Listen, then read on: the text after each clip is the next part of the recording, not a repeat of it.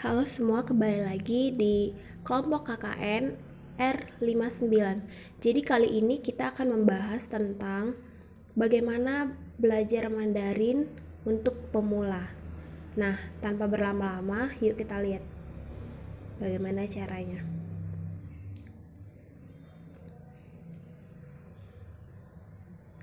Belajar bahasa Mandarin untuk pemula.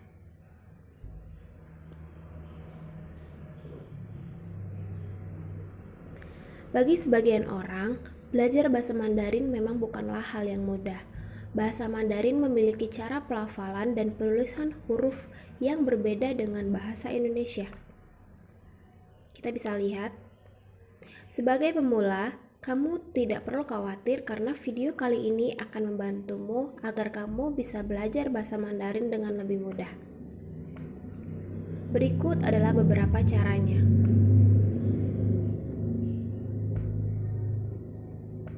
Yang pertama adalah pelajari Hanyu Pinyin.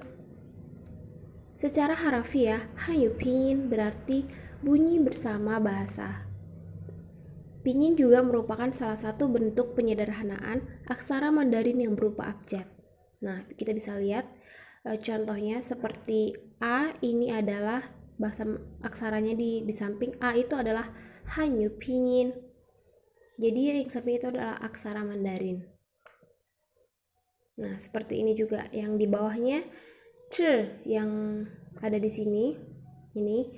Ini adalah aksara Mandarin, tapi ini adalah Hanyu Pinyin atau Pinyin. Nah, selanjutnya yang kedua adalah pelajari intonasi. Bahasa Mandarin memiliki 4 jenis intonasi. Keempat intonasi tersebut dapat menentukan arti dari sebuah kata dan arti dari sebuah huruf. Berikut 4 jenis intonasi dalam bahasa Mandarin. Yang pertama adalah intonasi datar. Yang kedua, intonasi naik. Yang ketiga, intonasi memantul. Yang keempat adalah intonasi menghentak. Nah, kita bisa lihat gambar intonasinya. Yang ini adalah intonasi yang pertama, yang datar. Ini yang naik, intonasi kedua. Ini yang ketiga, intonasi agak menurun atau ada lengkukan sedikit, dan yang keempat adalah intonasi menghentak. Nah, berikut cara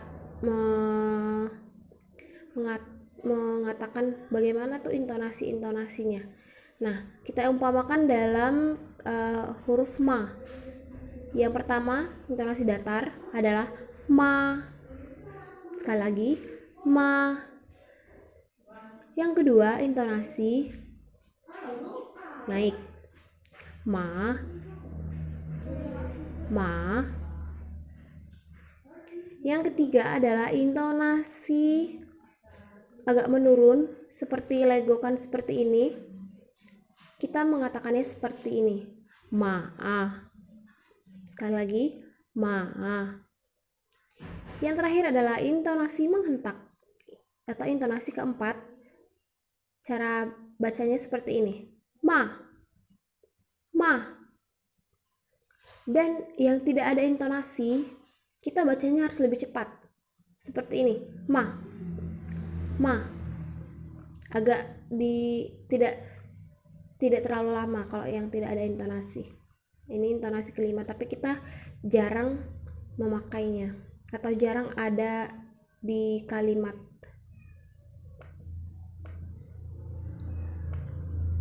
Contoh kata dalam bahasa Mandarin yang sama tapi artinya berbeda. Yang pertama adalah kalajengking. Itu bahasa Mandarinnya adalah xieze. Dan untuk sepatu itu bahasa Mandarinnya nada 2 ya, xieze. Nah, bertanya dalam bahasa Mandarin adalah nada 4, wen. Dan mencium dalam bahasa Mandarin sama hurufnya pinyin, tapi beda nada 3, yaitu wan.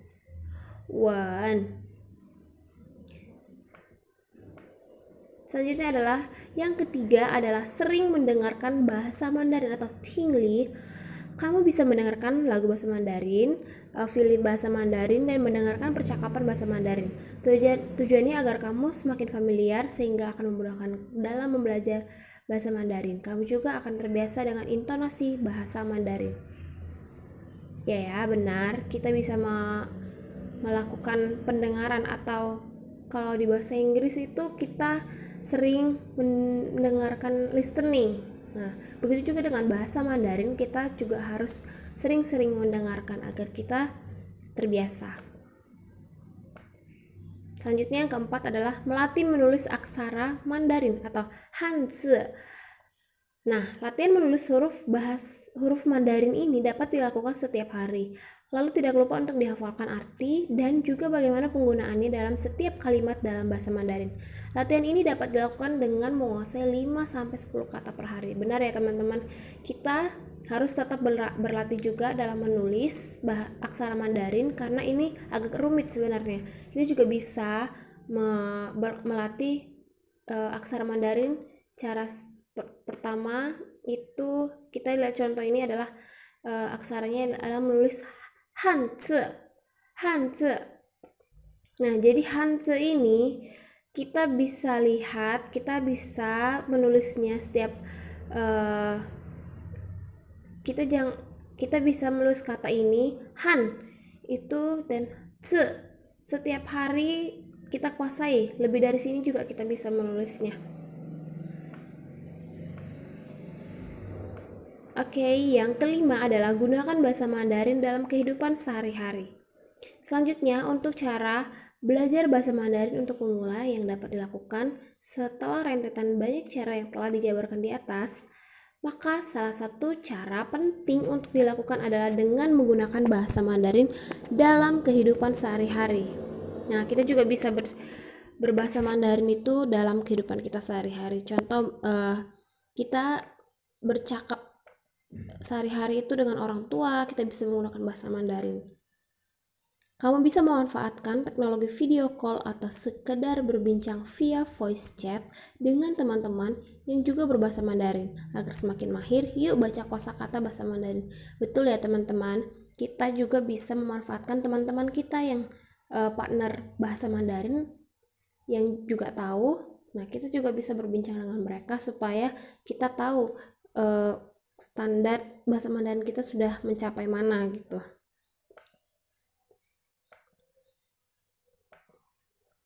Oke. Ini ada contoh. Ini aksara Mandarin, ini pinyin, ini adalah artinya. Nah, cara membacanya sesuai dengan nada, ini adalah nada 1, ini dan nada 3. Kita bacanya shen ti. Sekali lagi, shen ti artinya adalah badan. Nih, badan. Nih. Oke, sekian video dari kami. Mohon maaf jika ada kata-kata yang kurang berkenan kami ucapkan. Sebelumnya, terima kasih telah bergabung di video edukasi kami. Terima kasih.